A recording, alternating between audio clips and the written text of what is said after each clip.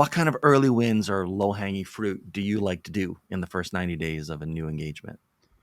Yeah, I think the first 90 days are critical, but to me, the first 30 days are absolutes. Right. So coming in and just ensuring that number one, you have a clear set of communication protocols and feedback loop put in place. So the simple things of making sure that you're connected to their Slack or their Teams or whatever it is, that's critical because you know what, like in the first couple of days, if you don't get that right, you're really not as effective and more less about the technology and more about the trust and the impact, the immediate trust and impact that you can have within the organization.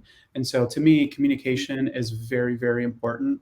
And then two, just ensuring if you have not already, identifying who the key stakeholders are on the team that you should be managing or the peers that are within the organization, because up until this point you more than likely have only spoken to the CEO or the business leader within the company. And so just making sure that you are establishing those relationships and ensuring that beginning the relationship very, very closely, because at the end of the day, as a fractional executive, I am accountable for the outcomes for managing the team, but those internally will be doing that tactical Right. execution, right? And so, just like any other executive, if you come within an organization, ensuring that you know your team that is alongside you. So, communication, knowing the team, and then for 30 days, just being very aligned with the CEO or the business owner on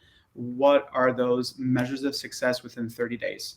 And so, as an executive, if you're coming in, you know the quick pain points, or, or you can immediately identify those quick pain points that can be shifted, tweaked, modified to show immediate results.